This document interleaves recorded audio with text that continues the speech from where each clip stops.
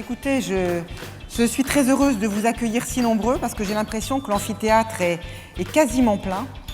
L'amphithéâtre, le théâtre est quasiment plein, donc c'est merveilleux. Donc je suis heureuse de vous accueillir au Théâtre national de Bordeaux en Aquitaine, qui est un lieu prestigieux de la vie culturelle bordelaise. Et vous allez assister, comme vous le savez, à la conférence Mémoire et traumatisme organisée dans le cadre de la Semaine de la mémoire. Alors avant de lancer la conférence, permettez-moi de prendre une petite minute pour revenir sur l'origine de la Semaine de la mémoire. Notre groupe de protection sociale, le groupe B2V, a fondé en 2013 l'Observatoire B2V des mémoires, qui est à l'initiative de cet événement d'ampleur nationale. Alors, cet Observatoire B2V des mémoires, c'est un laboratoire sociétal, comme on aime bien d'ailleurs à l'intituler, qui a pour mission à la fois l'étude de la mémoire sous toutes ses formes, mais également la diffusion des connaissances au grand public. Il s'appuie pour cela sur un conseil scientifique composé de spécialistes pluridisciplinaires. La Semaine de la mémoire est l'événement phare de l'Observatoire et marque un temps fort de l'année 2016. Réunissant des professionnels reconnus autour de tables rondes, de conférences, d'expositions et autres manifestations culturelles, elle se poursuit jusqu'à dimanche à Bordeaux et dans sa région. Vous avez tous eu, j'imagine, le programme de cette Semaine de la mémoire et vous avez pu constater qu'en dehors de Bordeaux, nous avons été à Arcachon, à Bergerac et que nous serons également aux Aisies demain soir. J'ai donc le plaisir d'introduire cette conférence Mémoire et traumatisme, délivrée par deux éminentes personnalités faisant autorité dans leur domaine d'expertise respectifs. Boris Cyrulnik, neurologue, psychiatre, ethnologue et psychanalyste, à l'origine du concept de résilience, et Denis Péchanski, historien, spécialiste de la Seconde Guerre mondiale et directeur de recherche au CNRS. Le professeur Francis Eustache, neuropsychologue, directeur d'une unité de recherche de l'INSERM et directeur général de Cicéron, sera le modérateur ou l'animateur de cette soirée. Pour ceux qui ne l'auraient pas encore fait, si vous souhaitez échanger plus longuement avec tous les participants de cette table ronde, je vous invite à rester à l'issue de la conférence pour venir les rencontrer autour de la signature de leur ouvrage. Je vous remercie, M. Cyrulnik, qui ne doit pas être très loin, voilà, mais que je ne vois pas encore, qui doit être dans sa loge, de nous faire le plaisir de votre venue ce soir. Je remercie également Francis Eustache et Denis Péchanski, respectivement président et membre du conseil scientifique de l'Observatoire B2V des mémoires, de leur implication indéfectible depuis plus de 3 ans. Enfin, je remercie notre partenaire, le Théâtre national de Bordeaux en Aquitaine, en la personne de sa directrice, Madame Catherine Marnas, à qui je laisse la parole. Je vous souhaite une excellente conférence à tous. Bonne soirée. Merci. Merci, bienvenue à tous au théâtre. Je suis particulièrement heureuse effectivement des collaborations qui peuvent s'effectuer avec vous, avec l'Université de Bordeaux, avec Cap Science, dans le cadre de notre 3e année de l'Université populaire du théâtre, parce que je pense que c'est effectivement à plusieurs que nous sommes plus forts et avec les prestigieux orateurs que nous avons ce soir, que nous sommes plus intelligents. Alors, je voulais vous dire aussi que j'étais particulièrement touchée de la personnalité des gens qui sont là ce soir. D'ailleurs, ils peuvent rentrer sur le plateau, je les aperçois en coulisses. Bonsoir.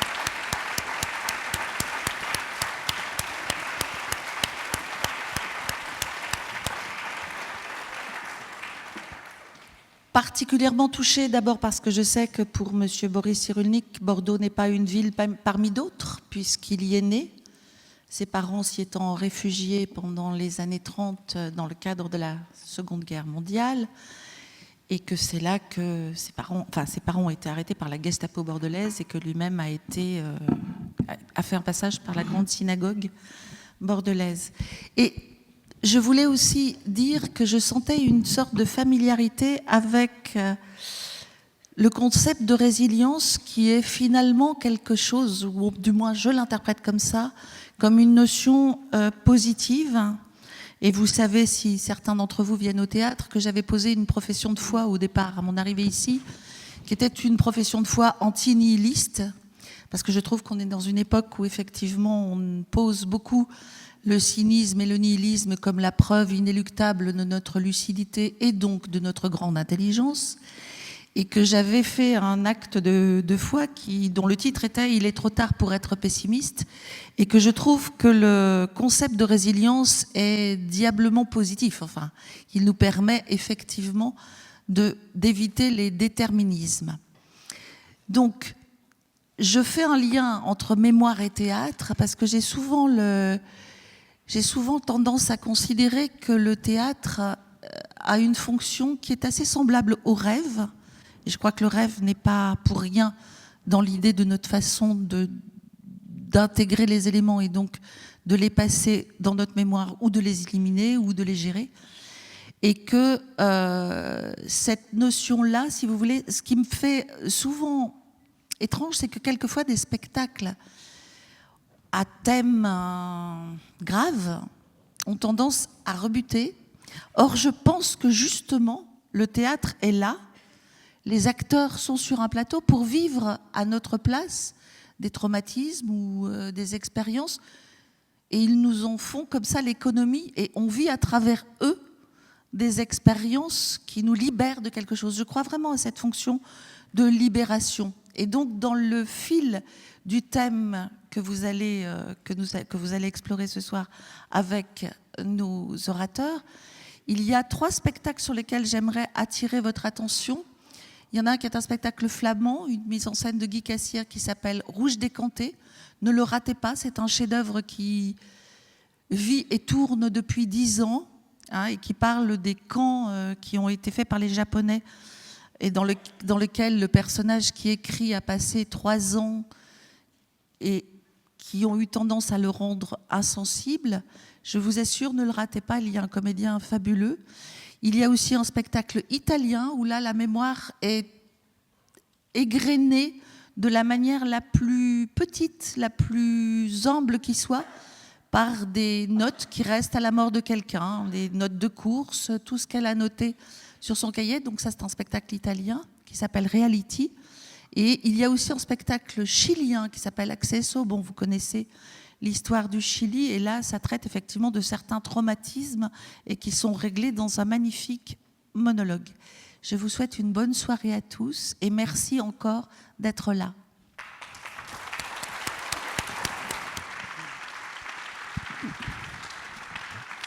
Merci mesdames pour ces introductions qui nous touchent beaucoup.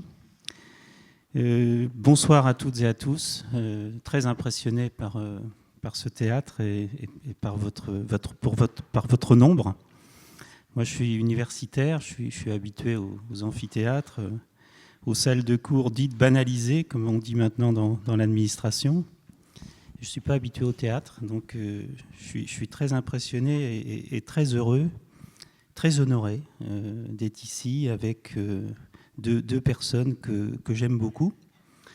Et je crois que vous êtes tous aussi très impressionnés. Vous sentez bien que vous avez un privilège là ce soir. Donc voilà, ça va être un moment de notre vie et j'espère qu'on le conservera longtemps. Donc c'est mon rôle. Hein. Je ne vais ni animer, ni modérer, parce qu'on n'a pas trouvé le bon mot, ni être discutant, parce que je pense que Boris et Denis vont discuter. Hein. Mais je suis là avec une petite trame qu'on avait mise au point au cœur de l'été par téléphone. Donc Boris, je le connais par ses écrits, par l'avoir entendu dans différents cadres, mais on ne se connaît pas personnellement. Denis, on se connaît depuis 7-8 ans. On travaille beaucoup ensemble. presque jour et nuit, et voilà, et progressivement on devient des amis. Donc voilà comment je me situe par rapport à eux. On est dans un théâtre, donc c'est pas une conférence, c'est une rencontre. C'est une rencontre. Vous voyez, c'est pas une conférence formelle.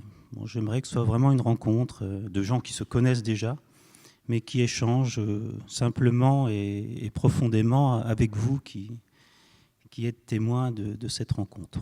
Alors, ils sont très différents, hein, vous avez bien compris. Ils ont été présentés formellement par Isabelle Pécou. L'un est neuropsychiatre, ethnologue, psychanalyste. L'autre est historien, spécialiste de la Deuxième Guerre mondiale. Mais ce sont quand même des hommes de mémoire. C'est ça qui est très intéressant.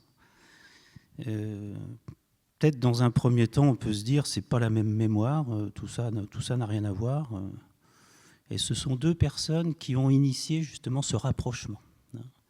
Et donc c'est ça, le cœur du sujet, c'est vraiment rapprocher les mémoires, qu'on les appelle individuelles, de groupes sociaux, collectifs, etc. Et puis avec cette dimension qu'on va bien sûr aborder, qui est la dimension de ces mémoires particulières que constituent les mémoires traumatiques. Donc ce sont des hommes de mémoire, ce sont des hommes de langage, ce sont des hommes qui aiment dialoguer, qui aiment les mots, qui aiment le sens des mots, le sens des récits qui se construisent, qui aiment parler, qui aiment écrire. J'ai relu cet après-midi ce petit livre. Vous pouvez le trouver dans l'entrée du théâtre. C'est un magnifique entretien. Boris Cyrulnik, Denis Péchanski, Mémoire et traumatisme. Le sous-titre étant l'individu et la fabrique des grands récits.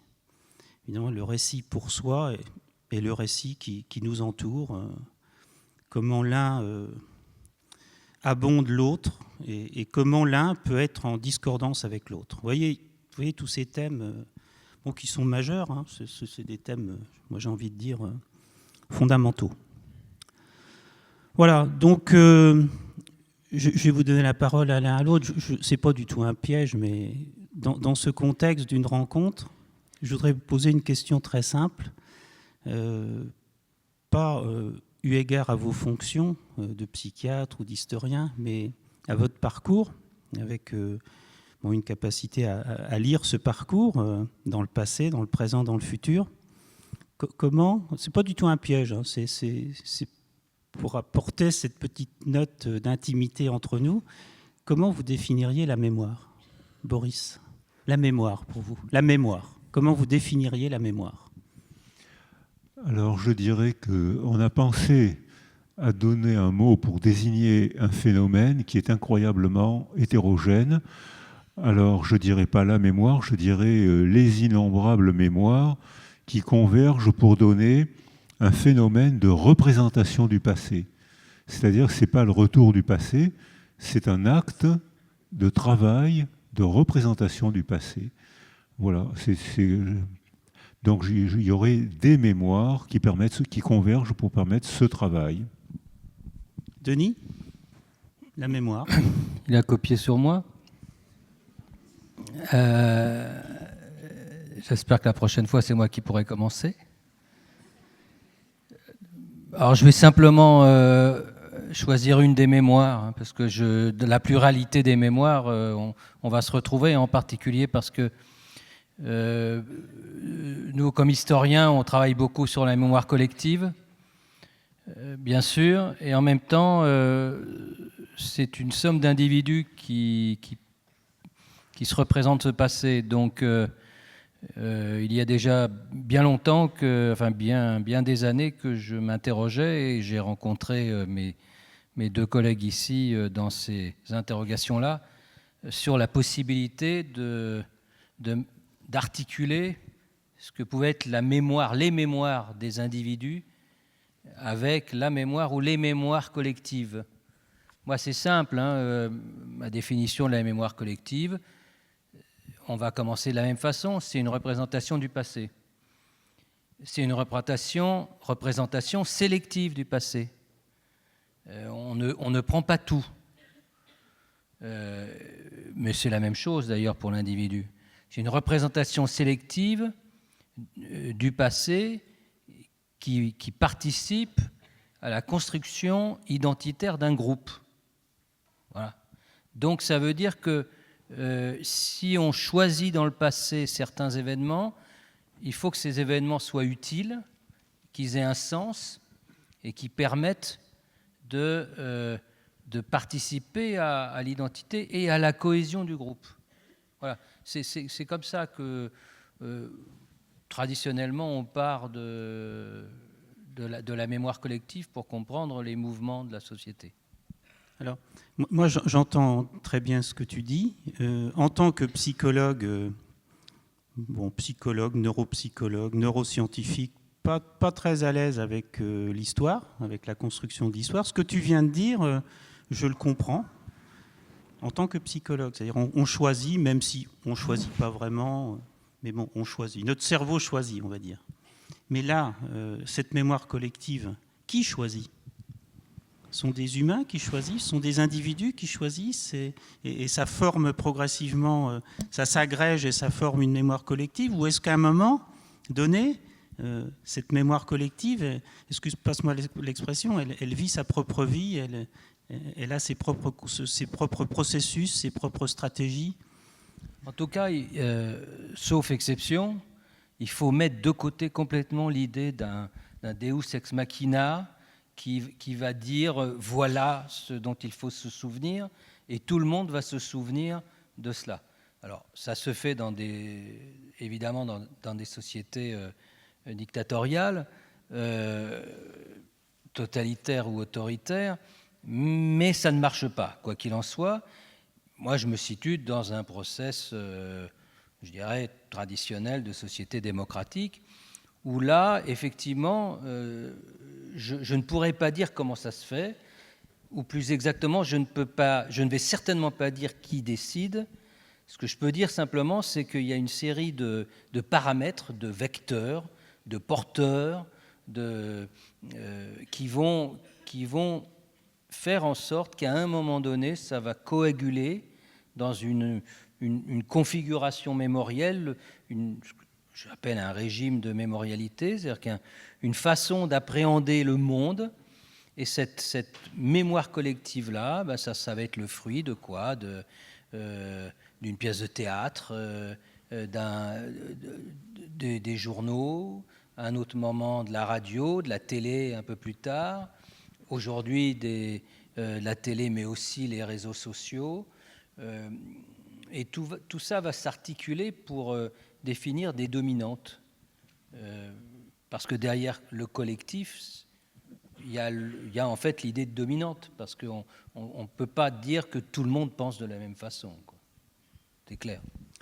Boris, votre cursus, vous êtes psychiatre. D'ailleurs, vous l'expliquez très bien, c'est une évidence pour vous d'être psychiatre. Vous ne pouviez pas faire autre chose que d'être psychiatre, compte tenu de votre passé. Enfin, je vous laisserai en parler. Et en même temps, vous êtes ethnologue. Ça m'a beaucoup intéressé. Pourquoi vous êtes ethnologue ? Pourquoi vous avez ressenti ce besoin aussi d'être ethnologue ? Alors, peut-être que, comme tout le monde ici, j'ai été façonné, j'ai été sculpté par mon enfance. Et mon enfance, ça a été la Seconde Guerre mondiale et l'après-guerre qui n'a pas été plus facile, parce que la fin de la guerre, c'est pas la fin des problèmes. Et dans la manière dont cette culture étrange de la Seconde Guerre mondiale m'a appris à voir le monde, enfant déjà, je pensais que quand on voyait le monde par une seule lunette, par une seule théorie, c'était dangereux. Et d'emblée, je me méfiais des explications totalement explicatives, parce que je me disais, une explication qui veut une théorie qui veut tout expliquer, c'est une théorie totalitaire. Donc d'emblée, j'ai été attiré par la diversité. Ça ne facilite pas les carrières, mais ça facilite, c'est agréable pour le cheminement personnel. Donc je pense que cette manière de penser, c'est pour moi en tout cas, c'est un aveu autobiographique. Denis, je reviens vers toi. La façon dont tu parles de la construction de la mémoire collective, Bon, tu ne l'as pas présenté comme un long fleuve tranquille, mais on voit qu'il y a des processus, des agrégations. Bon, c'est un mouvement qui a l'air relativement paisible dans un premier temps. Mémoire et traumatisme, il faut qu'on traite le sujet. C'est le sujet de la rencontre de ce soir. Est-ce que ces deux mots sont compatibles ?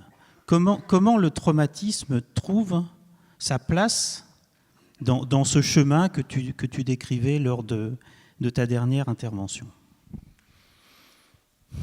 Alors, comment il trouve sa place ? Je reprends une anecdote que j'ai évoquée tout à l'heure dans un cénacle beaucoup plus restreint, d'un dialogue que j'avais et qui a, comme souvent dans les recherches, on a une rencontre comme ça, comme j'ai eu avec vous deux, mais qui fait bouger les lignes intellectuellement. Je rencontre une psychanalyste, alors moi, voilà, Deuxième Guerre mondiale, mémoire traumatique, la facilité tout de suite. Sauf que j'étais face à une psychanalyste et ça, il ne faut jamais donner dans la facilité face à des psychanalystes. Si je peux vous donner un conseil. Et donc, elle me dit, tu sais, pour nous, c'est compliqué, mémoire traumatique. Je dis, ah bon ? Oui, parce que si le trauma, c'est la présence du passé comme présent et envahissant tout, il n'y a pas de place pour la mémoire. Et si on veut dégager de la place pour la mémoire, je simplifie, elle a été plus intelligente que ce que je viens de dire là, mais il faut refouler. Je dis, bon, très bien. Je dis, oui, mais elle me dit, si on refoule dans le passé, c'est plus un trauma puisque c'est plus dans le présent. Donc la mémoire traumatique, c'est un oxymore. Qu'est-ce que tu fais avec ça ? C'est exactement ce que lui m'a dit. Mais pour un autre problème, pour dire la question de traumatisme, il m'avait fait le même coup avec... le bouquin commence comme ça, il parle d'expériences qui se font à Caen et aux États-Unis. Il parle de Schechter aux États-Unis, c'était l'équipe de Francis à Caen avec les mêmes expériences ou à peu près. Bon, il me parle de casserole sur la tête, mais ça c'est le vocabulaire typique cyrénicien. Vous le trouverez là-dedans. C'est pas exactement une casserole qu'on met sur la tête. C'est une IRM, mais c'est revu par Denis Péchanski. C'est pas moi, voilà. C'est lui, voilà. Lui là-bas. Et donc il dit, il y avait une expérimentation. Il dit, bon, est-ce que vous pouvez me raconter ce que vous avez fait dimanche dernier ? Bon. Raconte. 7-8 secondes, c'est ça ? 7-8 secondes, tac, tac, tac, ça s'allume, ça se connecte. Bon. Expérience un peu plus tard, avec la même personne. Est-ce que vous pouvez me raconter ce que vous comptez faire dimanche prochain ou dimanche dans 15 jours, peu importe. 7-8 secondes, ça monte au cerveau, il y a des lumières, ça se connecte. Résultat des courses, les zones de l'anticipation dans le cerveau sont les mêmes que les zones de la mémoire. Évidemment, le coup de pied de l'âne du neuropsychiatre, et l'historien, il fait quoi avec ça ? Effectivement. Qu'est-ce que je fais avec ça ? Alors, encore plus, quand il s'agit, je préfère plutôt parler de mémoire d'événements traumatiques que de mémoire traumatique, encore plus quand on est confronté à des événements traumatiques, qu'est-ce qu'on fait avec ça ? Qu'est-ce qu'on fait avec un témoin qui parle aujourd'hui d'un événement traumatique qu'il a vécu 70 ans plus tôt, alors même que dans son cerveau, on sait que ce sont les mêmes zones qui travaillent. Et donc, on est obligé, nous, comme historiens, de travailler, de réfléchir au choc des temporalités, au fait que la personne qu'on interviewe, elle se situait à l'instant, non pas T de la période dont elle parle, mais à l'instant du récit, avec en plus un horizon d'attente qui imprime son propre récit d'un passé dont il est censé parler. Et ça, quand ce passé en plus dont il est censé parler est un passé traumatique, c'est d'autant plus massif. Et je veux simplement donner un exemple. Il s'avère qu'avec Francis, nous avons lancé un grand programme de recherche. Bon. Comme on a beaucoup de temps devant nous, donc c'est un programme de 12 ans, J'interdis de sourire, si vous voulez bien. J'ai même entendu des rires. Non, c'est pas possible. Donc c'est un programme de 12 ans, c'est-à-dire qu'on va interroger les mêmes personnes maintenant, dans 2 ans, dans 5 ans et dans 10 ans. Et pas sur n'importe quoi, sur la mémoire du 13 novembre. Et donc, on va voir comment va se construire année après année cette mémoire d'un événement profondément traumatique. Et pour personnellement avoir fait déjà un certain nombre d'entretiens, parce qu'on a lancé ça il y a maintenant 3 mois, on interroge 1000 personnes, plus ou moins proches du cœur radioactif des attentats. Ben, pour avoir, moi plus spécialement, interviewé les personnes qui étaient au Bataclan ou sur les terrasses, alors je peux te répondre là-dessus, sur l'impact du traumatisme. Là, c'est terrible. Et toi, tu les retrouves par une étude biomédicale à Caen ensuite, mais de les interviewer dans la longueur et de voir comment ils sont déjà volontaires, donc ils ont fait l'effort de venir, ils veulent parler.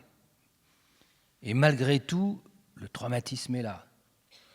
Et un traumatisme qui n'est pas là de Seconde Guerre mondiale, parce que la Seconde Guerre mondiale, on écrit un bouquin avec son souvenir de la Seconde Guerre mondiale.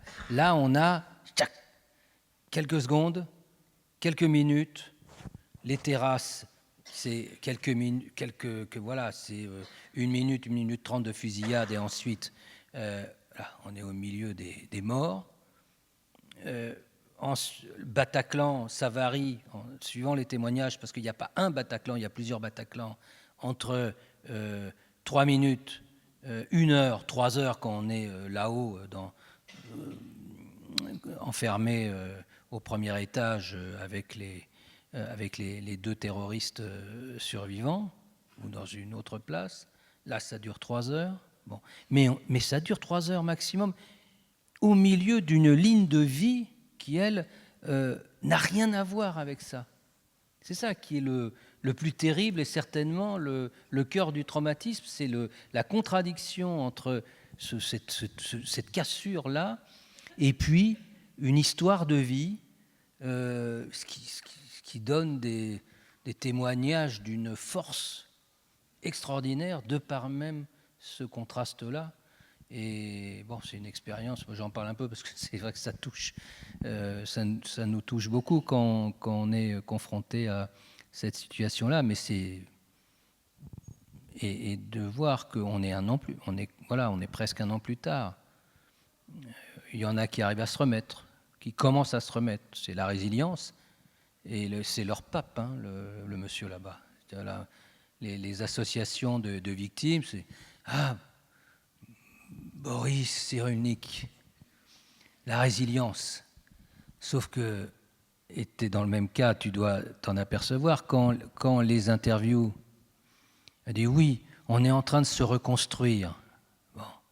Et qu'on aligne les questions qu'on a élaborées ensemble entre sociologues, psychologues, psychopathologues, historiens, pour construire un questionnaire utile à tous et pour comprendre la personne, et que on coche toutes les questions précises qu'on pose à un moment donné, qui donnent un tableau clinique du syndrome post-traumatique, on voit la difficulté qui est liée, pour moi, enfin je ne sais pas ce que vous en pensez tous les deux, par la connaissance que vous avez autrement plus précise que moi de la psychologie de ces personnes, ce choc entre la petite fracture et la ligne qui était normalement la linéarité de la vie que j'ai vue. Et je prendrais cette métaphore aussi, qu'on parle de traumatisme et de mémoire. Quand je récupère les petits jeunes là du Bataclan, des terrasses, qui ont à peu près 30 ans, 25 ans, même s'ils sont d'aplomb, ils sont pas forcément, d'ailleurs, n'ont pas forcément été touchés, ils sont fracturés de partout, des petites fractures un peu partout. Et puis je récupère les parents endeuillés. Et là, il y a une fracture, là, au cœur. Mais celle-là, profonde et elle ne bougera pas. Bon. Et cette expérience-là, alors pour nous, scientifiques, c'est majeur. Toi, tu l'as évidemment régulièrement par ton propre travail. Mais c'est là où on voit comment, pour moi, mémoire, histoire, traumatisme, tout ça s'articule à un moment donné. Mais je vais prendre un autre exemple personnel. Je peux ? Oui, je t'en prie.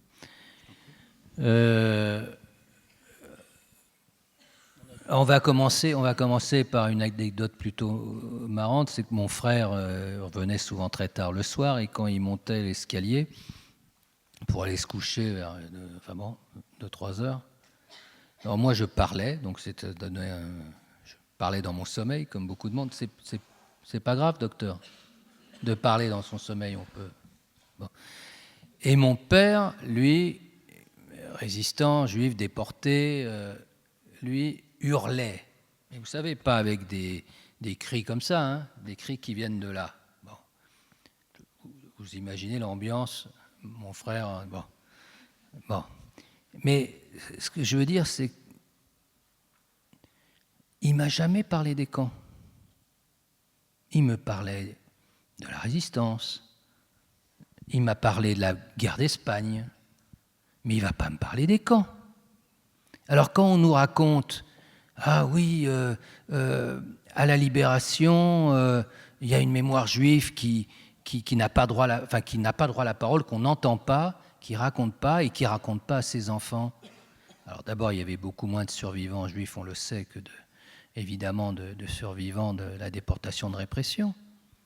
Mais mon père, mes parents, ont été déportés aussi, ils ne m'ont jamais parlé de ça. Parce qu'on ne va pas éduquer des gamins avec le souvenir de l'horreur absolue. Donc c'est là aussi où se pose la question de la transmission. On évite. Alors il ne faut pas mettre sous le boisseau, mais on évite. On évite parce qu'on ne va pas détruire un enfant à partir d'une mémoire de l'horreur. Merci Denis pour ce que tu viens de nous dire. Je permets juste 2 commentaires. Le premier commentaire, Denis vient de nous parler d'un programme de recherche qui s'appelle 13 novembre et nous ferons tous les 2 une conférence sur ce programme de recherche demain à 10h. Donc regardez sur le programme, trouvez ça sur Internet ou les programmes qui sont dans l'entrée si vous voulez si vous êtes intéressé par ce programme. Deuxième commentaire, il y a beaucoup de jeunes, je ne vois pas bien les visages, je crois qu'il y a beaucoup de jeunes dans la salle, c'est vraiment bien. Moi j'aime bien les personnes âgées aussi, il n'y a pas de problème. Mais bon, je suis content qu'il y ait des étudiants qui viennent, quoi. Enfin, c'est des jeunes, quoi. Enfin, c'est bien. Et il se passe quelque chose quand on écoute Denis, de très important. Moi je ne suis pas historien, mais bon, l'histoire contemporaine, je me disais, c'est pas loin de nous, enfin bon. Il y avait même l'histoire du temps présent, mais le temps présent, en fait, je avais compris qu'il était derrière nous. Et là, on est dans le temps présent au sens strict, et on est bien dans l'histoire qui se construit. Ça, c'est quelque chose une aventure assez extraordinaire. Donc, je voulais que vous notiez ça. Je pense que c'est vraiment nouveau. Et vous avez bien compris dans ce qu'a dit Denis qu'il y a les historiens. Bon, c'est un historien un peu particulier, Denis. C'est un grand historien, mais vous avez vu qu'il parle d'IRM fonctionnel. Enfin bon, c'est pas rien. Alors, je me tourne vers Boris et je me tourne vraiment vers le psychiatre. Mémoire, traumatisme pour le psychiatre qui soigne, pour le psychiatre qui fait des analyses fines sur le plan sémiologique, mais le psychiatre qui soigne également. Est-ce que c'est antinomique, mémoire et traumatisme ?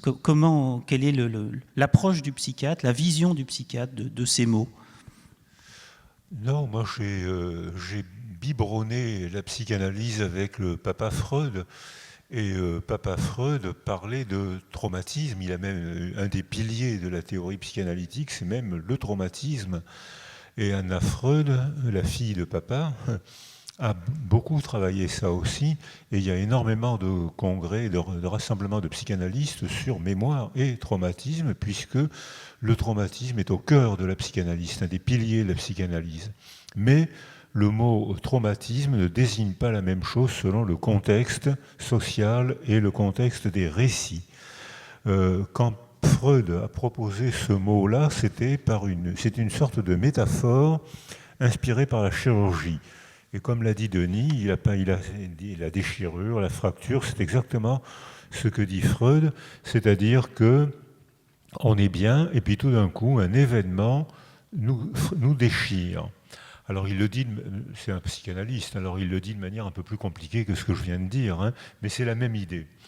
Et ensuite, donc, le mot a changé avec la Seconde Guerre mondiale, c'est-à-dire que la signification du mot, le mot traumatisme n'a plus désigné la même chose depuis les vétérans du Vietnam, des vétérans qui avaient 32 ans hein, en moyenne, mais en anglais, ça veut dire qui prend sa retraite après 15 ans ou 14 ans de guerre. Et puis avec l'apparition aussi d'une autre forme de traumatisme, c'est-à-dire que les traumatismes socio-culturels. Et là, le mot n'a plus désigné la même chose que que la désignation de Freud.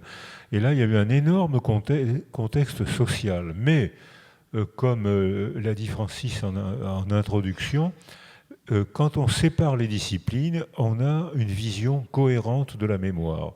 On a une vision simple de la mémoire, donc fausse.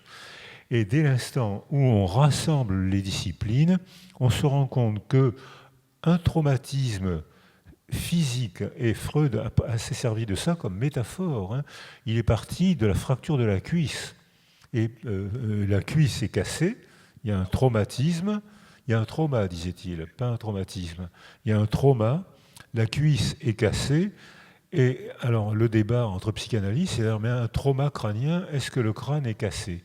Et il y avait des gros débats comme au Moyen-Âge.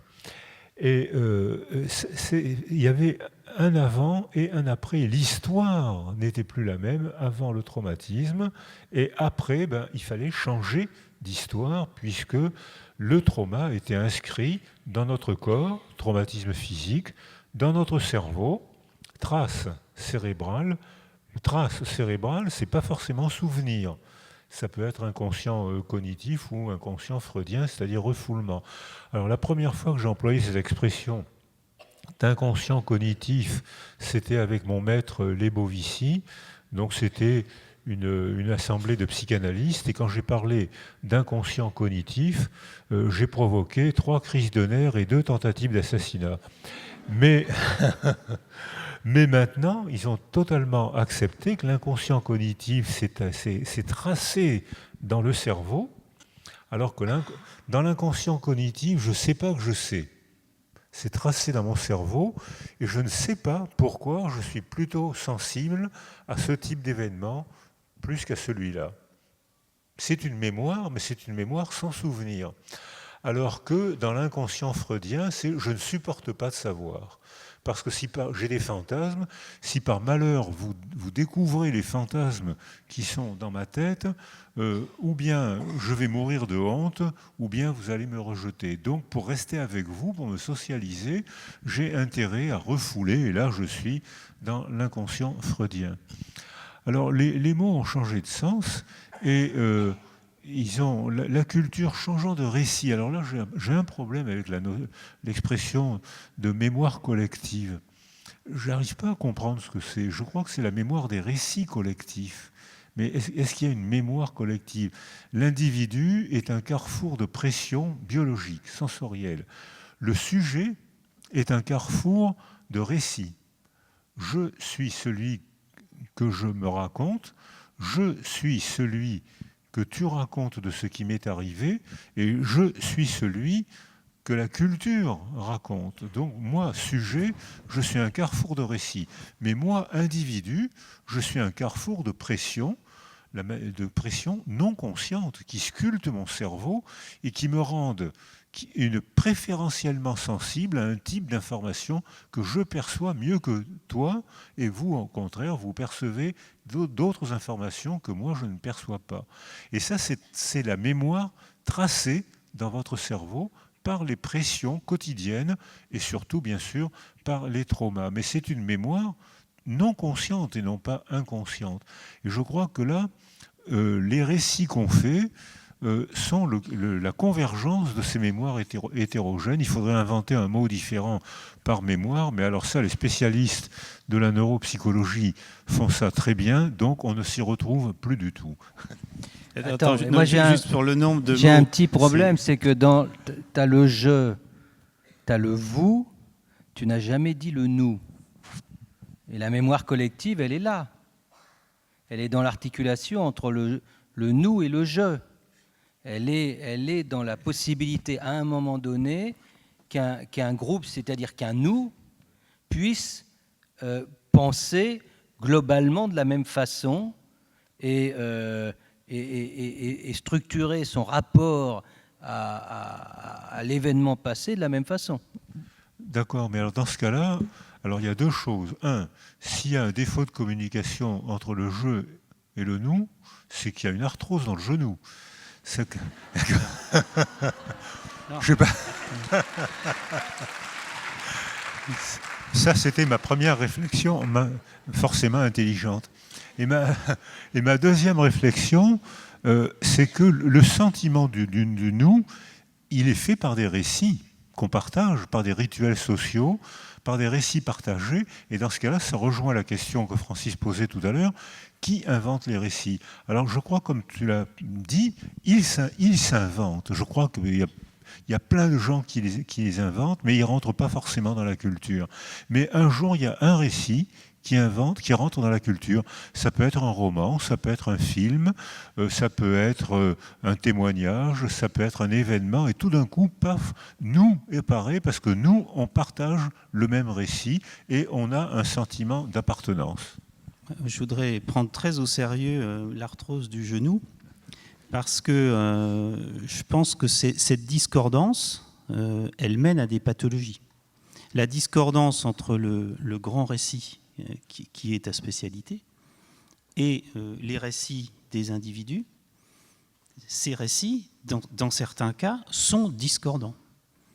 Je te laisse peut-être continuer sur la Normandie, qui est une belle région, qui est ma région.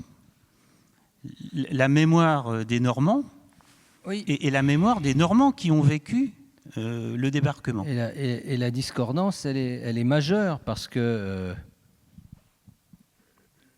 effectivement, je me suis interrogé justement en lien avec cette interrogation qu'avait mon ami psychanalyste qui en fait s'interrogeait sur les conditions qui fait qu'un événement devient un événement mémorisé par l'individu. Je me suis dit, mais on continue. Quelles sont les conditions pour que des événements qui sont vécus par un certain nombre de personnes deviennent des éléments structurants de la mémoire collective? Alors évidemment, je prends l'exemple souvent de la Normandie parce qu'il est très frappant. On est autour du 6 juin, vous savez, en 1944, c'est une petite chose en Normandie. Pendant, un peu avant jusqu'à début septembre, parce qu'il y a quand même le bombardement du Havre début septembre qui est quand même assez féroce. Dans ces en gros 3 mois, mais vous avez eu un nombre incommensurable de morts par comparaison avec le nombre de morts qu'a connu la Normandie pendant toute l'occupation. Et le petit problème dans l'affaire, c'est que ce n'est pas les Allemands qui larguaient les bombes, c'est les Alliés. Ça veut dire que vous avez 85% de camps qui ont été détruits. Vous avez Falaise qui a été détruite à 95%, Saint-Lô à 100%, enfin bon, sous les tapis de bombes. Le Havre en plus, les Allemands, il n'y a pas eu un seul mort parce qu'ils étaient sur le plateau et les bombes sont tombées sur la ville. Qu'est-ce qu'on fait avec ça? Qu'est-ce qu'on fait avec des bombes qui sont larguées par les copains qui viennent vous libérer? Ça n'a pas de sens. Et ça rejoint la question du sens. Peut-être qu'on pourrait avoir un dialogue là-dessus. C'est-à-dire qu'il n'est possible pour un événement de devenir un événement structurant de la mémoire collective qu'à partir du moment où cet événement a un sens, où cet événement a une utilité sociale. s'il n'a pas de sens, s'il n'a pas d'utilité sociale, s'il ne peut pas servir à la cohésion du groupe, eh bien, il existe comme événement mémorisé par une somme d'individus. Et ça peut être une somme énorme, hein, parce que pour les Normands, tous les Normands avaient cette mémoire. Tous les Normands qui ont vécu, évidemment, les bombardements, ont eu cette mémoire toute leur vie des bombardements alliés. Ça ne les a pas empêchés d'être pro-américains, ce n'est pas le problème, mais ils avaient cette mémoire-là. Et la douleur qu'ils avaient, c'est que tous avaient leur mémoire, mais il n'y avait pas de coagulation parce que ce n'était pas relayé par la mémoire collective de l'ensemble national. Et ça, c'est le traumatisme majeur. J'utilise volontairement le terme pour un groupe, alors même qu'on devrait l'utiliser uniquement pour des individus. Et ça, on trouvera peut-être un jour une solution. Et c'est ça l'intérêt, c'est que la mémoire est dans l'histoire. Donc peut-être qu'un jour, on trouvera une solution pour donner la parole à cette mémoire-là, pour en faire une mémoire du grand national, on va dire. Mais pour l'instant, ce n'est pas le cas. Ça bouge un peu. Il y a un musée à Falaise qui s'est ouvert sur les civils dans la guerre. Bon, il y a eu un discours du président de la République, mais ça reste quelque chose qui est profondément douloureux parce que ça n'est pas entendu, ça n'est pas relayé. Et on pourra peut-être revenir sur le cas des enfants cachés qui te concerne un peu, dont tu parles 70 ans après, 65 ans, comme s'il était possible de comprendre quelque chose à tes travaux sur la résilience si on ne sait pas que tu avais été un enfant caché, tu n'en parles pas pendant 65 ans, ben, bravo. Bon. C'est quand même extraordinaire. Donc ça, ce qui m'interroge à partir du cas précis du monsieur, c'est comment se fait-il qu'il en parle après 65 ans, qu'il n'en a pas parlé avant ? Et comment se fait-il que pendant, sauf à la marge, bien sûr, il y a eu des films, le vieil homme et l'enfant, il y a eu des moments comme ça où on a parlé de globalement, ça n'était pas un élément structurant de la mémoire collective. Pourquoi ? Et pourquoi ça l'est devenu ? Et pourquoi M. Boris Cyrulnik, à un moment donné, s'est dit « mais je peux en parler ». Et je vais d'ailleurs en parler. Et d'ailleurs, c'est passionnant. Bon. Alors, Boris, c'est le temps. Le temps qui passe. Le temps qui passe. Qu'est-ce que le temps fait quelle est son action sur la mémoire? Le temps sur des durées longues, comme ça, sur des décennies. Comment vous l'intégrez à cette dynamique de la mémoire? Je dirais que le temps n'a pas d'action sur la mémoire, mais le temps donne la possibilité de travailler la mémoire, donc de remanier la représentation du passé. Parce que dans la mémoire traumatique dont tu parles, celle de Boris Cyrulnik en partie, il y a deux dangers. Il y a deux dangers pour la mémoire. Le premier, c'est de ne pas parler, et le deuxième, c'est de parler. Dans le premier danger, c'est de ne pas parler. Dans ce cas-là, comme l'a dit Francis tout à l'heure, tu as un récit intime qui s'impose sans arrêt comme une rumination, c'est-à-dire une révision de la mémoire, comme les gosses qui apprennent des récitations, et tu révises sans cesse l'horreur de ce que tu ne peux pas dire. Donc tu es sur le tapis roulant de la dépression traumatique. Parce que tu fais une hyper-mémoire, tu révises tout le temps. Donc, dès l'instant où tu peux partager un récit, si tu partages ce récit avec quelqu'un qui est une base de sécurité pour toi, tu te sens en confiance, ça peut être ta femme, un psychothérapeute, pas obligatoirement, ça peut être un prêtre, ça peut être un chanteur, ça peut être quelqu'un avec qui tu te sens bien, tu te sens en confiance. Quelqu'un du même sentiment d'appartenance, du même groupe social, donc tu te sens en familiarité, donc en confiance. Tu parles, tu vas raconter ce qui t'est arrivé.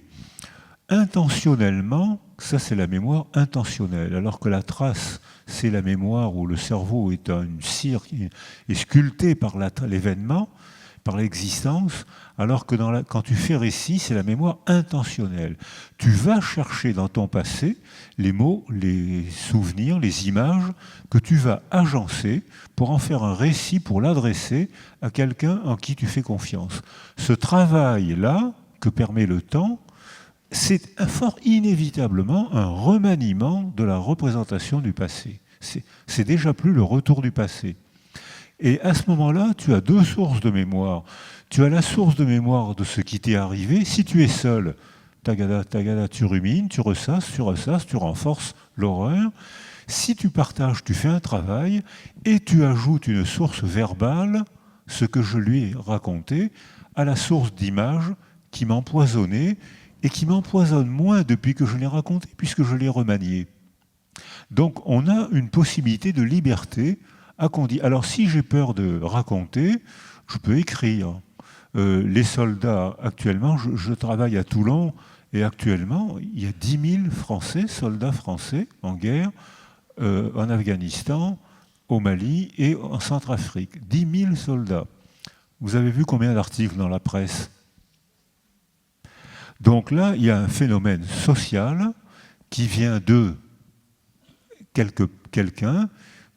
Les journalistes sont probablement complices, volontaires ou involontaires. De toute façon, ils sont sûrement, ça doit être très difficile d'aller sur le terrain. Donc il n'y a aucun récit collectif dans les journaux, ni à la télé. On n'en parle pas. Le résultat, c'est que les soldats ont beaucoup moins de morts qu'avant, mais il y a 4 fois plus de morts par suicide que par combat. Parce que comme ils ne parlent pas, hop, ils ressassent, d'autant que les djihadistes mettent les enfants en première ligne et que les soldats tirent. Parce que les enfants ont des ceintures d'explosifs et que parfois les djihadistes envoient des enfants sans mettre de ceinture d'explosifs autour de la taille de l'enfant, et les soldats ne le savent pas, ils tirent quand même. Donc imaginez un peu dans quel état ils rentrent le soir au camp. Donc il y a énormément de syndromes psychotraumatiques qu'on voit à Paris et surtout à Toulon. Donc ça veut dire que le simple fait de partager un récit avec une base de confiance, sentiment d'appartenance dont tu as parlé, remanie l'événement, la représentation de l'événement. Et puis, comme pour les soldats français actuellement au Mali, s'il n'y a pas de récit collectif, ah bon, tu as été au Mali, toi, mais j'ai lu dans un journal, raconte-moi un peu, on ne te donne pas la parole. Et à ce moment-là, tu te retrouves dans la situation du gars seul qui ressasse. Donc c'est une convergence de récits totalement hétérogène qui fait qu'un phénomène de mémoire peut être renforcé ou clivé. Alors là, je reprends ma casquette de psychanalyste pour dire que si j'ai un trauma dans mon existence et que je ne peux pas en parler parce que vous déniez, c'est le déni collectif d'après-guerre qui m'a fait taire. Moi, j'aurais bien aimé en parler spontanément, mais dans la France d'après-guerre, on ne parle pas de ces choses-là. Les Français, la France avait besoin de se reconstruire. De plus, il y avait très peu de survivants parmi les 2 millions et quelques de prisonniers de guerre qui rentraient en dansant de joie, alors que je vais peut-être dire une bêtise, mais je crois qu'il y avait quelques milliers de survivants qui étaient des survivants, des fantômes décharnés et qui ne parlaient pas, et qui étaient poignants. Donc quelques milliers de fantômes dans 2 millions de gars qui dansaient de joie parce qu'ils rentraient chez eux, il y avait tout pour les faire taire.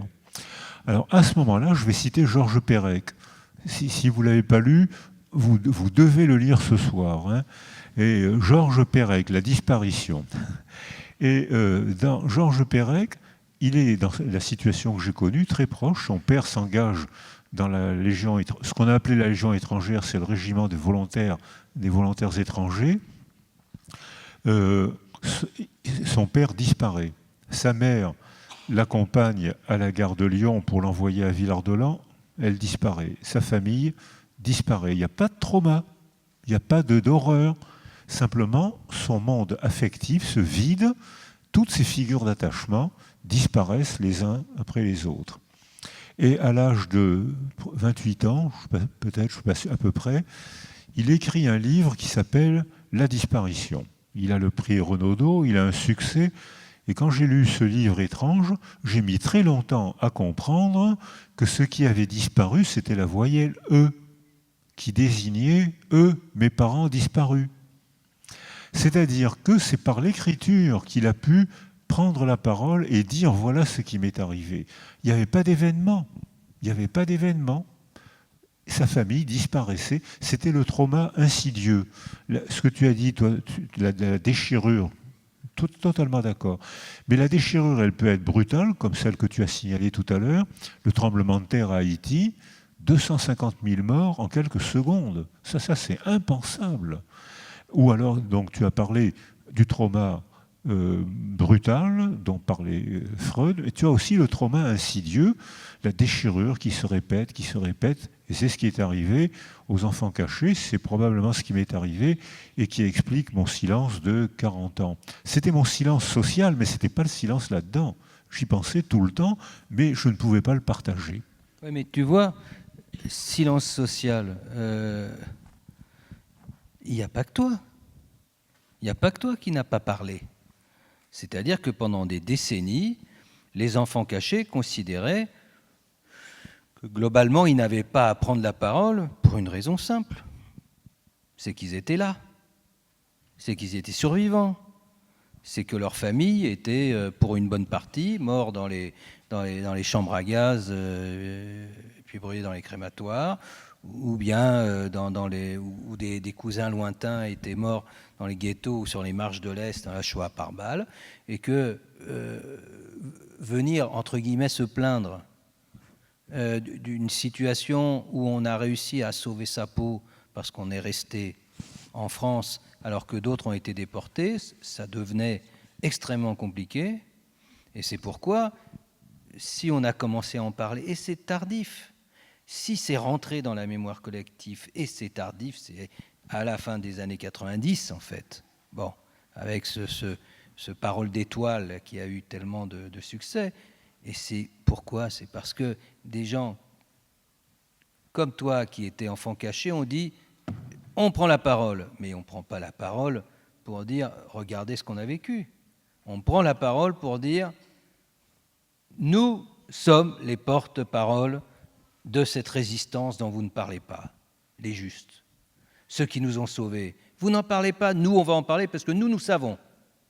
C'est le moment où les enfants cachés ont commencé à parler de leur histoire, par une sorte de jeu de billard, en passant par la résistance de sauvetage.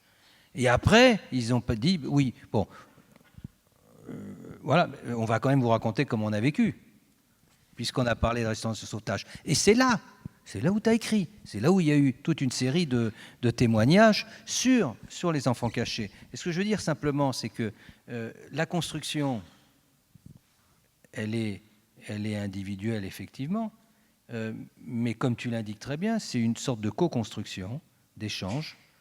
Et ça veut dire qu'on se construit une mémoire sur des événements traumatiques, majeurs, importants, moins importants, dans cette espèce d'aller-retour entre la représentation qu'on a de son propre vécu, qui peut être vrai ou pas, ça n'a aucune importance, et ce que la mémoire collective, ce que d'abord le groupe proche, puis la mémoire collective au sens plus large, va renvoyer comme récit.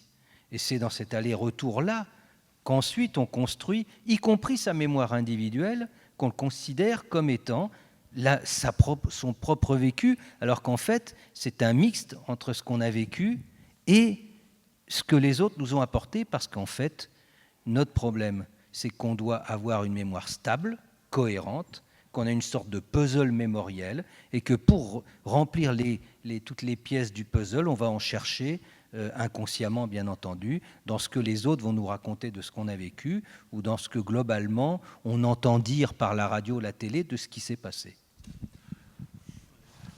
Alors, donc ce qu'on est en train d'échanger là, c'est que on commence notre existence par une mémoire neurologique. Notre cerveau bouillonne et se construit peu à peu sous les pressions sensorielles du milieu. Ça fait des traces, mais ça ne fait pas de souvenirs.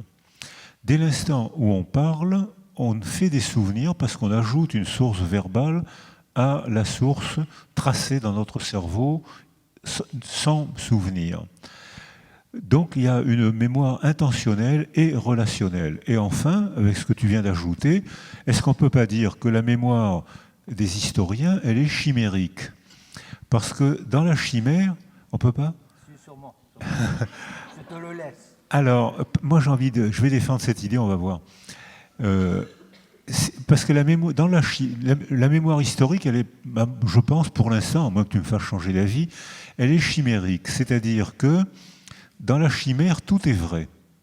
Le ventre est d'un taureau, les ailes sont d'un aigle, les pattes sont d'un lion, tout est vrai et l'animal est imaginaire. C'est-à-dire que si j'ai été tracé par des pressions biologiques au cours du développement préverbal, si je suis resté seul parce que je n'ai pas pu remanier la mémoire de mon passé, parce que on m'a fait taire, et parce que moi aussi je pratiquais le déni, d'accord, la culture a pratiqué le déni, mais j'étais bien content parce que moi ça me permettait de ne pas raconter des horreurs, je ne voulais pas être étiqueté celui à qui il est arrivé des horreurs, je ne voulais pas, surtout pas provoquer la pitié ou le mépris, les deux étaient associés. Donc, alors à ce moment-là, quelqu'un qui a un autre développement préverbal, quelqu'un qui a d'autres relations dans sa famille et dans sa culture, va fabriquer une autre chimère où tous les éléments sont partiellement vrais et totalement faux. On est dans la mémoire historique. Alors, sauf que... Non, parce que je ne vais pas lâcher ça quand même. Sauf que le cœur de la démarche historienne, c'est quand même un aller-retour entre le questionnement qu'on a, qui est l'origine de tout, et les sources qui nous permettent de répondre aux questions qu'on se pose. On revient vers ces questions, on les change en fonction de ce qu'on a trouvé. On repart vers les sources et c'est dans cet aller-retour que se trouve la démarche historienne jusqu'à arriver non pas à une chimère, mais à une représentation cohérente en fonction de la question qu'on pose, c'est-à-dire une réponse à la question qu'on pose. Ce qui fait que au moment du procès Papon. Pourquoi on parle du procès Papon à Bordeaux? C'est curieux quand même. Au moment du procès Papon,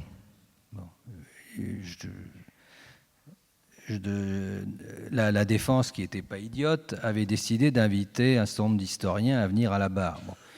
Et à un moment donné, j'étais sorti de la botte, mais finalement, heureusement, j'y suis pas allé, mais convoqué par l'avocat de Papon quand même, comme d'autres. Parce qu'évidemment, quand on est historien, mon premier problème, c'était qu'est-ce que j'allais dire. Est-ce que vous pouvez... alors, je vous demande c'est quoi l'expression là? De dire la vérité, rien que la vérité, toute la vérité? Dites, je le jure. Bon, alors là, je m'étais déjà préparé, je lui ai dit. Bon, alors, Monsieur le Président, la vérité, il n'y a pas la vérité en histoire, il n'y a pas plusieurs vérités en histoire, il y a plusieurs lectures vraies en fonction des questions qu'on pose, des événements passés. Rien que la vérité, j'espère, mais je ne peux pas vous l'assurer, toute la vérité, alors ça déjà, je peux vous dire non, puisque je n'ai évidemment pas la capacité de vous donner toute la vérité. Vous imaginez le départ. Imaginez le départ dans un procès. Bien vu, Péchorski. Bon. Et après, les questions qui sont posées, bon, c'est pour ça que cette histoire de la vérité, il n'y a pas plusieurs vérités, on est bien d'accord, hein. C'est pas A et non A, c'est on pose une question et on a une réponse. Et cette réponse est vraie. Et c'est pour ça qu'on continue à avoir des spécialistes d'histoire ancienne ou des spécialistes d'histoire médiévale, y compris travaillant sur les mêmes textes, mais arrivant à des conclusions différentes. C'est pour ça que Jean-Pierre Vernant, qui était à la fois un très très grand résistant, un très très grand penseur et un ami, ce qui quand même m'arrange les choses, et un gars d'un humour absolument génial. Bon, c'est pour ça que ce mec-là a révolutionné complètement les études anciennes, alors même qu'il retravaillait sur les mêmes textes. Bon, ça veut dire qu'avec un questionnement différent, on arrivera à une réponse différente et donc à un système de vérité différent. Voilà. C'est pour ça que je ne crois pas qu'on aboutit à une chimère. Je pense qu'on aboutit à une construction cohérente qui, si on respecte les règles de la méthode historique et de la méthode critique, doit être une réponse cohérente et vraie à des questions qu'on s'est posées. C'est partiellement vrai, mais totalement faux. Je vais aborder un autre sujet, si vous le voulez bien. On reste toujours dans la grande thématique. Un point qui me paraît très important. J'aimerais bien, Boris, que vous parliez de ce sujet, parce qu'on a parlé du temps, hein, vous m'avez répondu sur le temps, l'individu, le temps qui passe, etc. Cet individu ou ces individus, ils ont des enfants. Ces enfants ont des enfants. Donc la transmission. Comment expliquez-vous la transmission de cette mémoire du traumatisme? Je pense que c'est très important. Alors, je vais reprendre le même schéma de raisonnement. Il paraît qu'il y a une transmission biologique du trauma, que le stress des parents modifie l'expression on va dire, de la bandelette. Ça modifie l'expression, et que quand les enfants arrivent au monde, ils portent déjà la trace du trauma de leurs parents. Voilà, j'ai résumé un peu rapidement ce que j'ai lu dans des publications biologiques. Mais il y a aussi une autre transmission, c'est une transmission préverbale, c'est celle du corps à corps. Parce qu'il n'y a pas que les mots qui parlent. Je pense qu'il y a une manière de se taire qui est hurlante. Par exemple, papa, ce que Denis disait tout à l'heure, papa se tait, que veut dire ce silence? Alors qu'il parle du football, il parle de la société, il parle de son travail, et là, il parle de la culture, et là, il se tait. Le silence indique le lieu du crime et de l'angoisse. Donc on parle préverbalement et paraverbalement. Or, on peut faire des observations, on a fait des observations dirigées de manière qu'on espère scientifique, qui montrent comment, lorsque une mère ou un père est angoissé par un problème qu'il ne maîtrise pas, ce problème silencieux s'exprime par le corps. Et on a fait des évaluations des styles d'attachement des enfants. Dans toute population, 2 enfants sur 3 à 10 mois ont acquis un attachement sécure, c'est-à-dire qu'ils ne parlent pas, ils ont 10 mois, mais déjà ils babillent, ils s'orientent vers l'adulte, ils lui font des offrandes, et ils savent déjà établir des relations alors qu'ils sont loin encore de la parole. Et puis on voit que quand les parents ont un trauma, là je quitte la biologie moléculaire, je rentre dans la biologie de l'interaction. Les parents ont un trauma, ils s'adaptent à ce trauma par le silence, par le déni, parce qu'ils ne peuvent pas le dire, parce qu'on les fait taire, parce qu'ils ne peuvent pas le dire. Il y a des choses qu'on ne peut pas dire. J'ai eu à suivre des enfants nés d'inceste. Comment dire à ces enfants tu es le fruit de ta mère et de ton grand-père? C'est impossible à dire, c'est hors société. L'enfant à qui on dirait ça dirait « je suis un monstre hors société ». Et d'ailleurs, c'est arrivé à 2 de mes patients qui toutes les deux ont fait une bouffée délirante parce que ce n'est pas représentable, on ne maîtrise plus. C'est hors pensée. Alors, ce silence, parfois on est obligé, ce silence trouble l'enfant. Il se développe au contact d'une mère, d'un père, il s'y attache et en même temps, de temps en temps, il éprouve des angoisses. Maman, que j'aime beaucoup, de temps en temps, elle m'angoisse. Je ne comprends pas d'où vient ça. Et quand on a fait des évaluations des styles d'attachement, parce qu'on peut le faire comportementalement, biologiquement et par des questionnaires qui ont été validés statistiquement. Donc on a 3 sources manipulables et réfutables selon les critères de la scientificité. Eh bien, on constate que dans une population générale, 70% des enfants à 10 mois ont acquis un attachement sécure. Dans la population dont les parents ont été traumatisés et se sont tus, quelle que soit la cause, on a 80% d'attachement ambivalent, alors que dans la population générale, c'est 15%. Donc quelque chose a été transmis préverbalement, au corps à corps, à la biologie de l'interaction, et non plus à la biologie moléculaire. Et puis ensuite, il y a un autre phénomène de transmission dont on a un peu parlé avec Denis. On n'est pas d'accord, mais c'est moi qui ai raison. Hein. C'est-à-dire, c'est ce que je propose d'appeler les sentiments.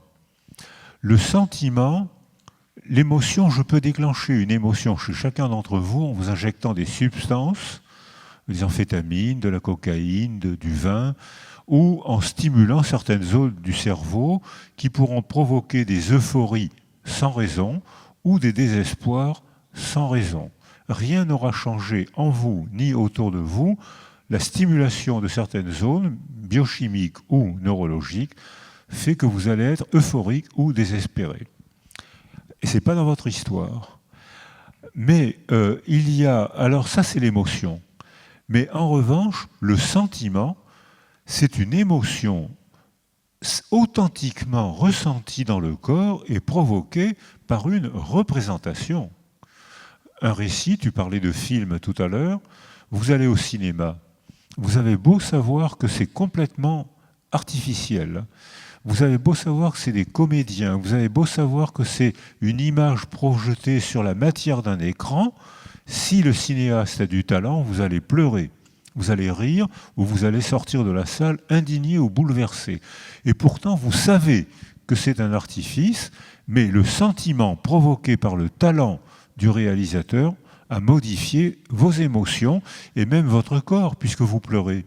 Et pour pleurer, eh ben, il faut avoir une vasodilatation dans le nez, dans les yeux, avoir le cœur. Donc, rien qu'en... Si je vous insulte, je vais prendre Denis comme exemple. Si je t'insulte, je vais, rien qu'en agitant la langue, tu vas rougir, tu vas pâlir, ton cœur va s'accélérer. Et rien qu'en agitant la langue, j'ai modifié ton métabolisme. Au contraire, si je te fais des compliments, tu vas rosir, tu vas être... C'est mieux, c'est mieux.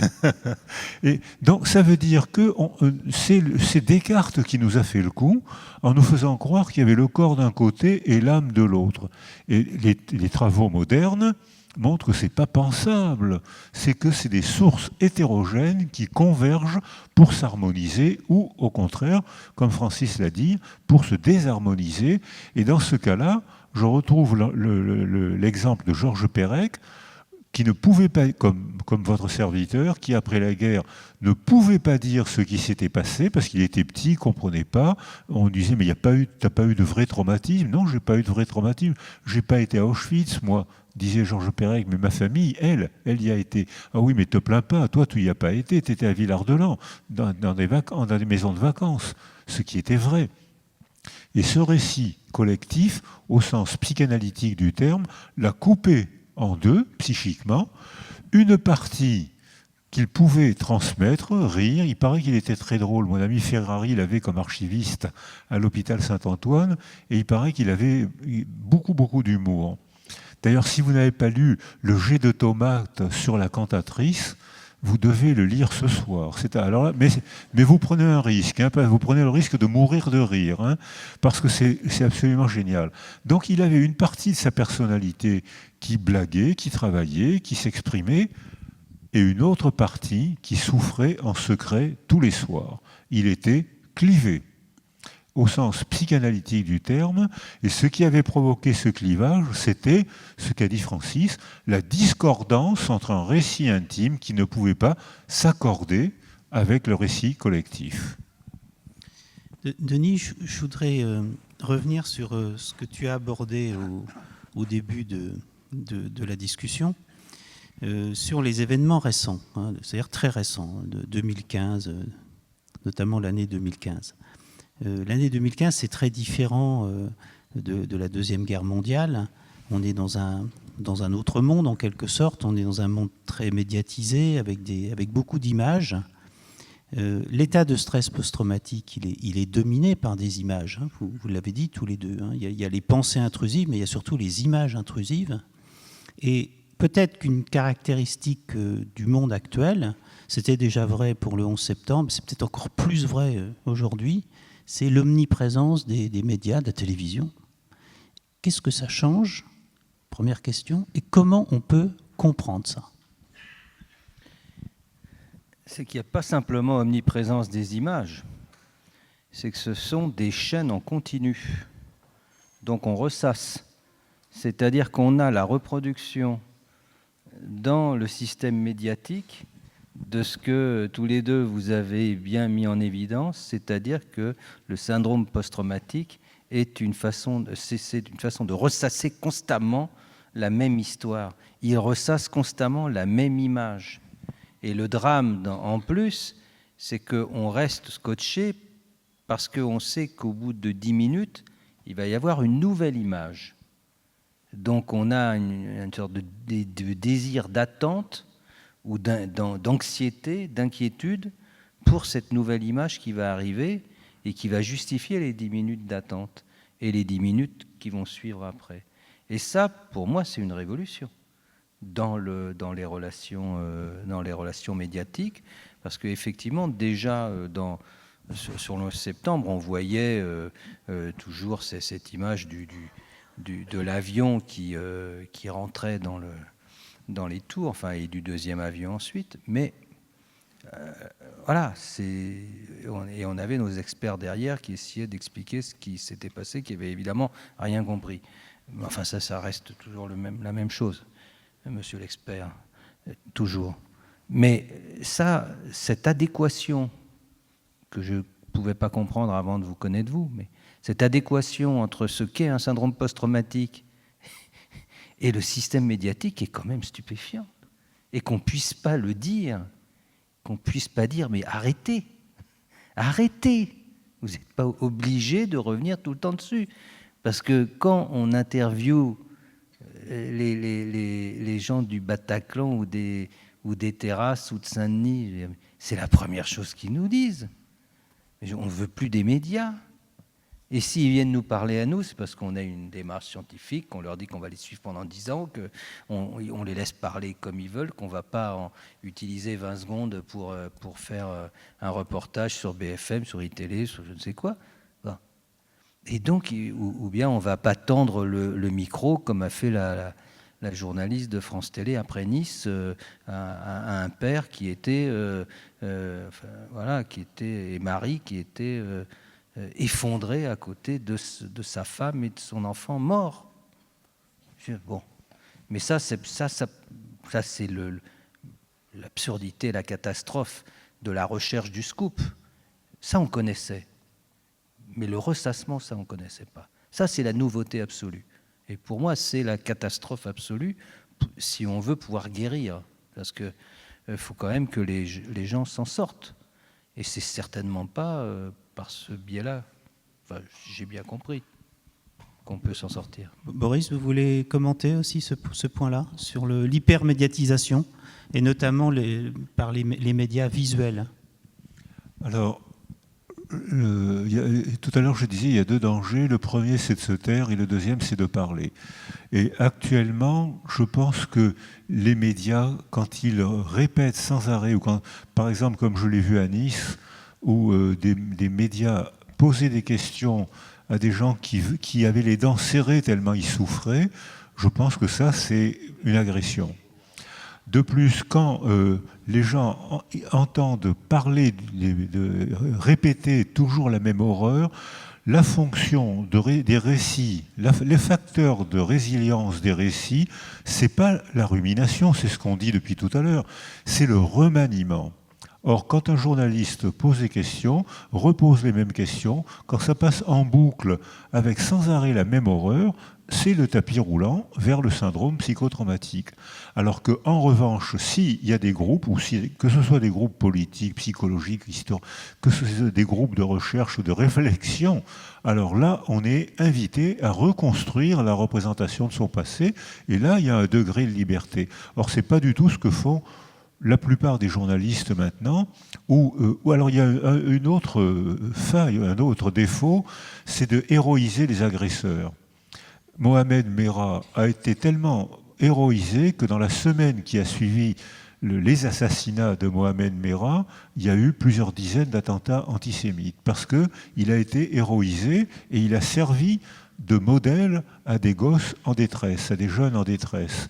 Donc je pense que le seul moyen, le seul degré de liberté, c'est le remaniement de la représentation de ce qui nous est arrivé. Ça, c'est possible à condition de travailler.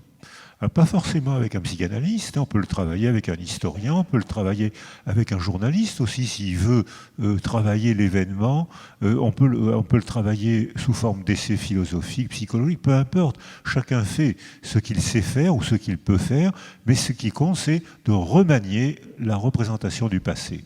Ce qui veut dire qu'effectivement, la mémoire est construction. Et c'est comme ça qu'on doit s'en sortir. C'est de même que vous, les psychologues, parlez de... C'est pour ça que le parallèle est si évident entre nous. Vous parlez d'encodage, puis de consolidation et de reconsolidation.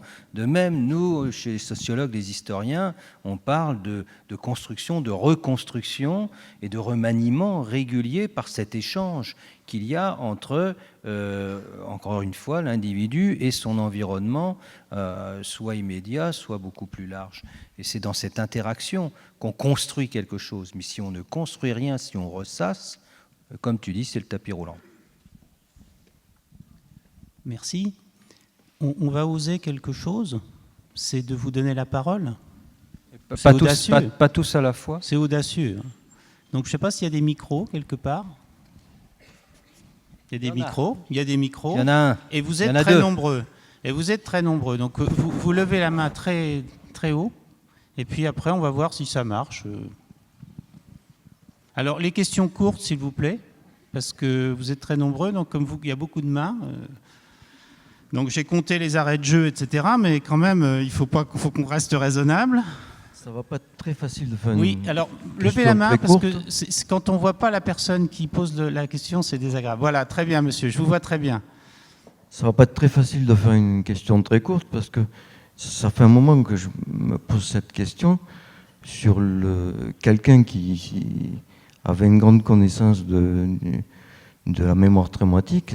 C'était Primo Levi, qui a été dans les camps de concentration, qui a créé un institut Primo Levi, qui tente de reconstruire tous ceux qui ont été traumatisés soit par des tortures physiques ou un mélange de tortures physiques et morales. Et je me suis dit, comment se fait-il que quelqu'un qui connaît les traumatismes, à un moment donné de sa vie, où, selon ses biographes, des médecins lui auraient prescrit des médicaments qu'on donne à des psychotiques, et qui a sauté de la balustrade de son logement dans la cage d'escalier, 6 étages plus bas, quoi. Mais je me suis demandé comment se fait-il d'abord que, même ne serait-ce qu'à l'Institut Primo Levi, il n'y a pas des gens qui aient pu l'aider. Est-ce que c'est que sa mémoire traumatique l'a travaillé, qu'il n'a pas su la dominer en quelque sorte, parce que là aussi, sur la fin de sa vie, il était très préoccupé par l'ensemble des phénomènes de dictature dans différents pays, puisque ne serait-ce que parce qu'à l'Institut Primo Levi, il y a une concentration de ceux qui ont été Merci, victimes. monsieur, pour votre témoignage. Merci pour votre témoignage. C'est quand même une question. Ouais. Alors simplement la question, parce que évidemment on connaît l'histoire de Primo Levi qui s'est suicidé. Comment voulez-vous, même pour les biographes qui sont exprimés, on ne trouve pas de clés, on ne trouvera jamais de clés. Qu'est-ce qui aurait pu sauver Primo Levi ? Et c'est pas nous qui pourrons vous les donner. mais on pourra avancer des hypothèses.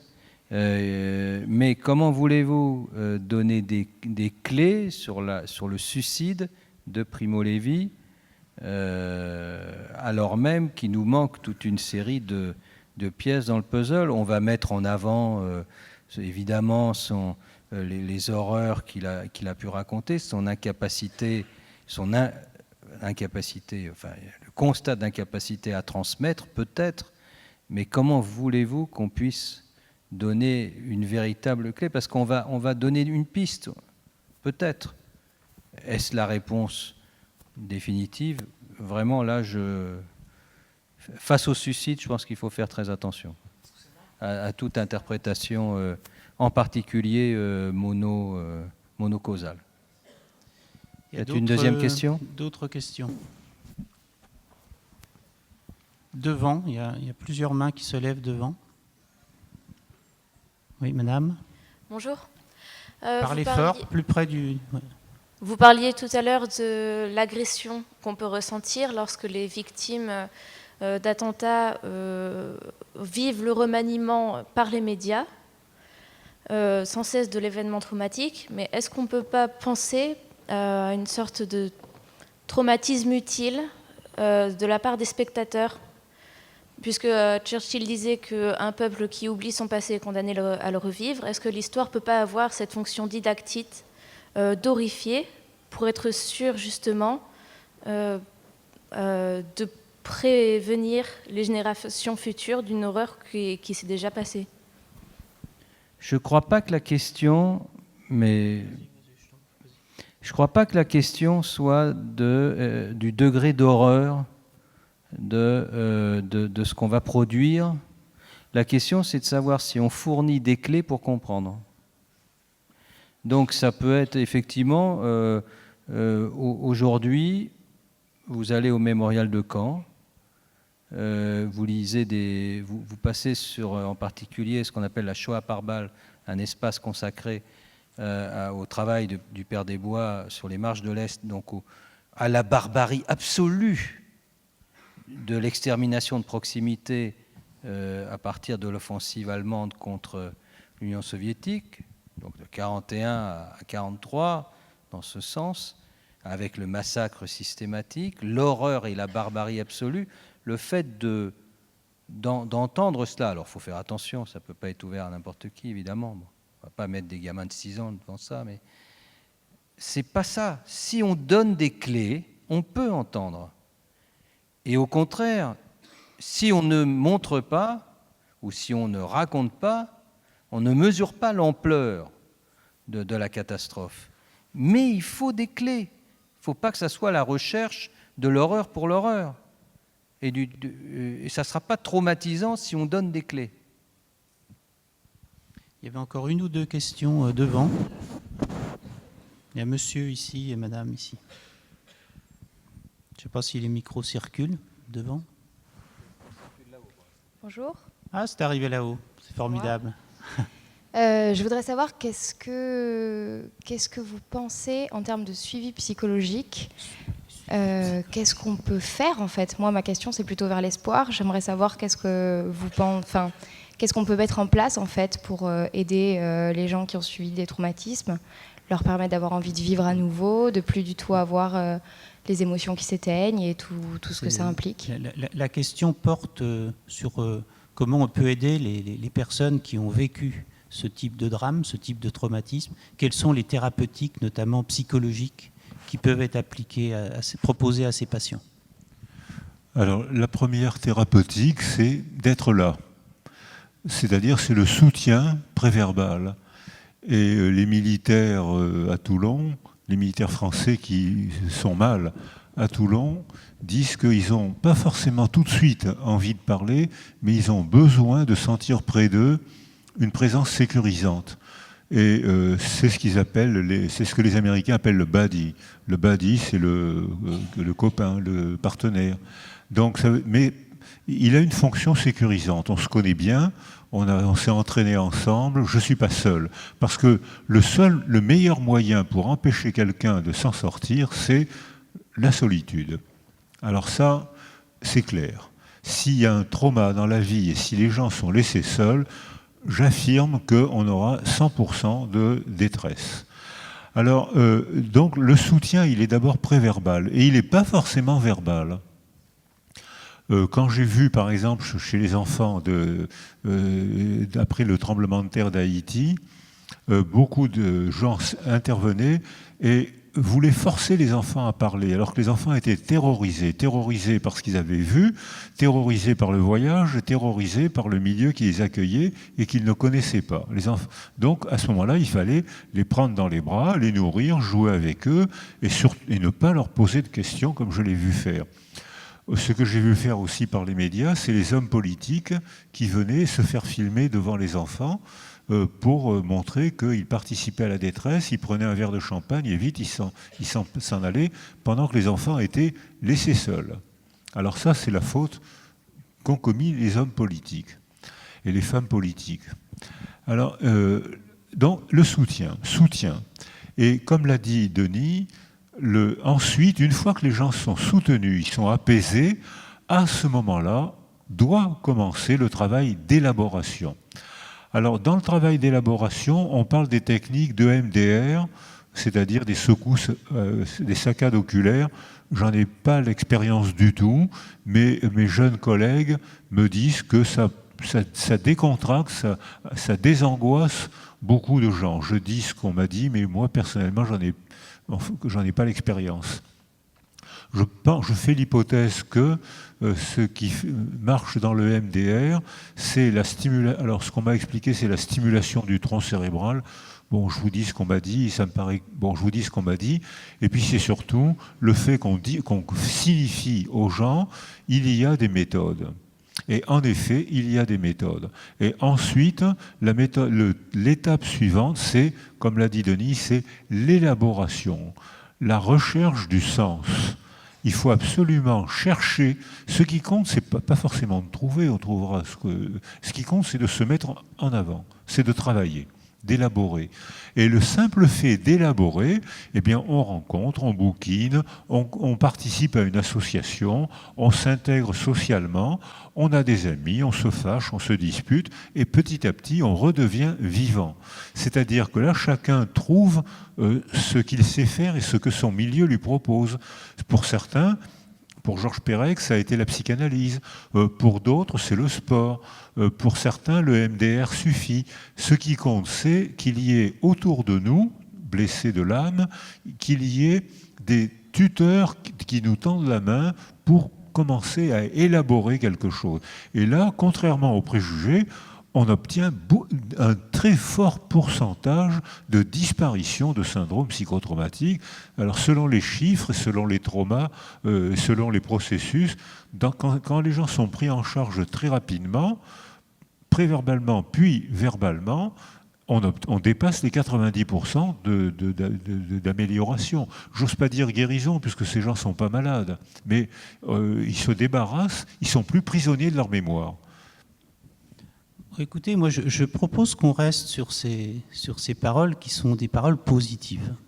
Je propose qu'on s'arrête là, parce qu'il y a beaucoup de bras qui se lèvent. Vous avez vu que nous avons affaire à des personnes raisonnables, donc je pense qu'il faut qu'on s'arrête là. Par contre, vous pouvez retrouver Boris et Denis à l'entrée du théâtre, dont vous nous laissez le temps de descendre, devant les livres. Il y a ce petit livre qui est une petite merveille, ce dialogue entre Boris et Denis, un tout petit livre, mais moi je l'ai relu cet après-midi avec bonheur. Il y a les livres qui émanent de l'Observatoire B2V des mémoires. Le petit dernier est là, Mémoire et émotion, on est dans le sujet de ce soir, donc écrit par tous les membres du conseil scientifique, dont Denis, Hélène Amieva et d'autres. Et puis toute une série de livres qui ont été écrits dans ce contexte-là. Donc voilà, je vous donne rendez-vous dans 5 minutes.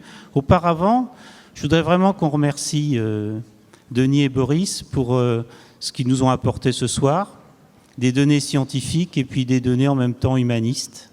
Et c'est vraiment ce dont on a besoin. Donc merci beaucoup.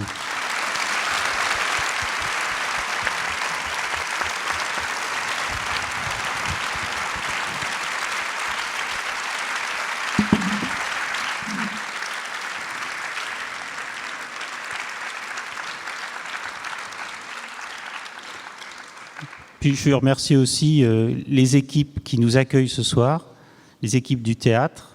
On est bien dans ce théâtre. Et puis les équipes de B2V qui sont vraiment formidables, qui ont tout organisé en amont. Ça a l'air simple quand on arrive comme ça dans le théâtre, mais il y a en amont toute une organisation complexe.